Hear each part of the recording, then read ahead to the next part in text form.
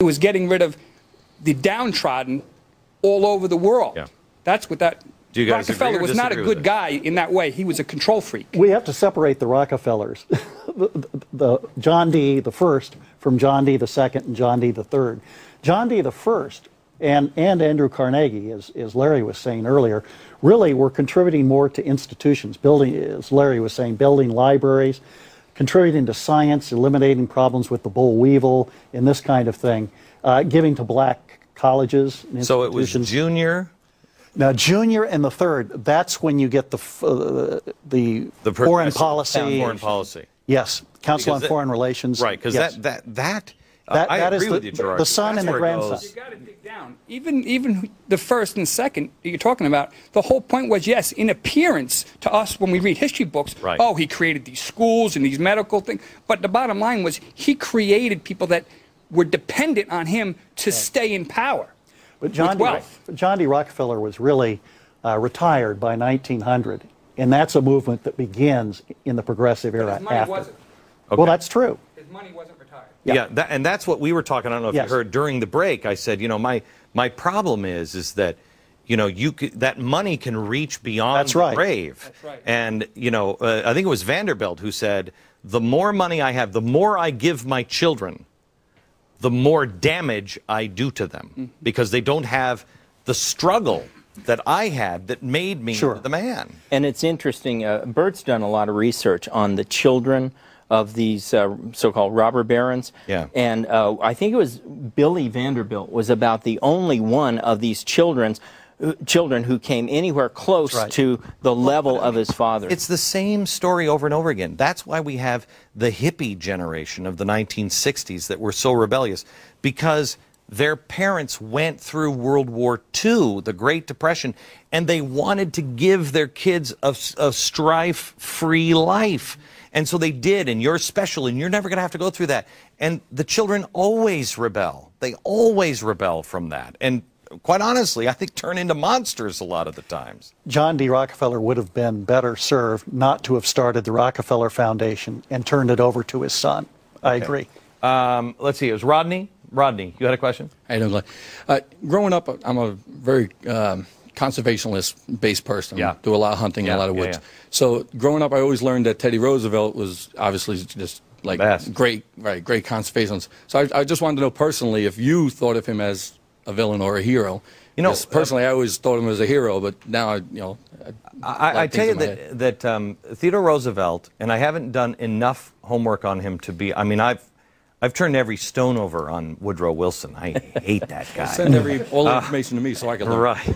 I haven't done my work. I will tell you that I talked to who is it? R.J. Pastrito, who's writing a book now on Theodore Roosevelt, and I said to him, R.J., I'm going to hate this guy, aren't I? And he said, oh yeah, you are. I think he had a lot of good things to him.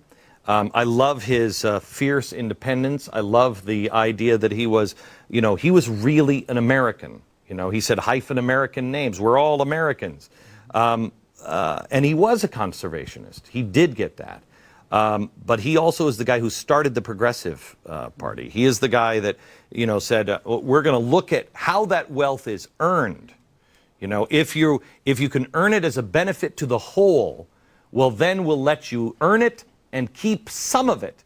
But then how do you spend it? Well, no thank you. And you know where that comes from? And I think this is Teddy Roosevelt's greatest failing, is that he did so many things in his life, so many incredible things. He never really ran and owned a business that had to make a profit. And as a result, I don't think he ever got in touch with having to meet a payroll, having to worry about, gee, are we going to be here next month? What's going to happen to my employees? See, and you guys would be able to help me on this. Where I get in trouble on progressivism is I do see it as a disease. It is a disease that is the cancer of the Constitution. And so I don't look at any, and I know some people do, oh, well, that's a good cancer. Well, no, just because it's going to eat you slower doesn't, cancer is bad. And so I see progressivism as a cancer. I'd like to get your opinion on that when we come back in a second. Good phrase. Good phrase.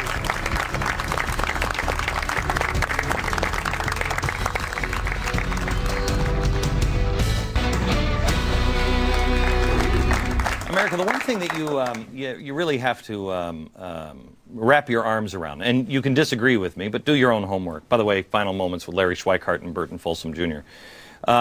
Is the progressive movement, as I said before the break, is a cancer of the Constitution. If you agree with it, great. Then let's be honest about it. Let's move forward. But it is a cancer. Woodrow Wilson was deadly quickly. Theodore Roosevelt was much slower in that. And tell me if you think you disagree. John McCain is Theodore Roosevelt. Yes. And Wilson is Barack Obama. But they're both progressives. Reason why I think that Teddy Roosevelt is dangerous, just like John McCain, you wouldn't have had the Tea Party movement. You wouldn't have had necessarily people waking up until it was, because it would have been slower, subtler, and there was an overtness to Teddy Roosevelt. He went after Rockefeller. He went after James J. Hill, who had built the first transcontinental railroad that took no subsidies. It beat the ones that got the federal subsidies, and Roosevelt went after it. He initiated the Hepburn Act, which regulated the railroads and made it hard for them to compete. So there was an element of Roosevelt that went after business and markets very, very hard. But wasn't that important? I know the Pennsylvania Railroad was the first one. I can't remember the name of the guy, but the guy who built Pennsylvania Station was the first guy to say, what was his name? J. Edgar Thompson. Yeah, said no corruption, no graft, we're not paying any bribes, et cetera, et cetera. And he really was depending on Roosevelt to help break that graft up, wasn't he? Well, you're talking about the Northern Securities Act? I'm talking about, yes, about 1904. Yeah, I thought it was 02, but yeah. I mean, so Roosevelt needed to come in and clean some of that up, did he, or not? Well, but then when you're cleaning James J. Hill out of the picture, or at least preventing him from consolidating the Great Northern, the two railroads he had, you're working against the one man who was able to achieve railroad building without transcontinental railroad, without federal subsidies. Okay, Kaylin, you had a question? Yes, my question was, in the progressive movement and its original roots, how does public education play a role in that with our founders such as Horace Mann and John Dewey, who are big advocates of public education? Well, yeah, that's a great question. Good question. And the answer goes to the essence of reform. I keep coming, progressivism, keep coming back to this, is reform. It's all about reforming to what? To perfection. The idea that whether they're children, whether they're corporations, whether they're city governments, you can, if you just keep reforming them long enough, you will finally get to perfection. And it's a view that denies human sin. I hate to go there, but that's the point. It denies human sin. I mean, it is really the collective salvation thing. I mean, if you look at it, it really is the whole misunderstanding of humans can be perfect if you just have an administrator, just administrate all the time and just keep them in this little box, humans can be perfect, which is a lie, and that there's collective salvation, that we'll all be saved together, right? Exactly. So it is really kind of, the roots of it are extraordinarily spiritual, evil, really. Yes. Right? Well, and John Dewey was a progressive. That was a good question. Dewey was a progressive, supported the progressives. But the whole idea, and maybe this will answer your question, the whole idea was they needed to disconnect us from our founders, because we talked about our founders. We learned how great these guys were, so we modeled ourselves after them. We talked about our Constitution, which stopped them from moving progress past it. When Wilson got in, he hated the Constitution, hated it. It's an old dusty document. And the other was religion. They had to progress past those three things, and the key was education. Change the history. Does that answer your question? Well, studying the history was not even that important. You know, it's experimental. It's what Michelle Obama, we just heard. Sure. Change the history. Make it old, outdated. Yeah. Make these, if it's a progressive movement, the first time that we had heard that these guys were just rich, white people that just, it's amazing that the biggest racists of the 20th century were the progressives, and they were calling the founders racists. Exactly. Amazing. Yes. Back in a second.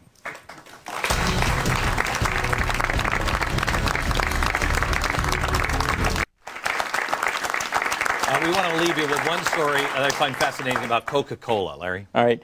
The FDA under Roosevelt goes after Coca-Cola on the grounds that it supposedly has cocaine in it.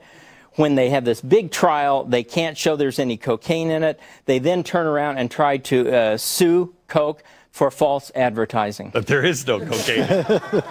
That is big government at its best. We will continue our summer of restoration. I encourage you to read original sources as much as you can. I encourage you to read as much as you can. Know what you believe and why you believe it. From New York, good night, America.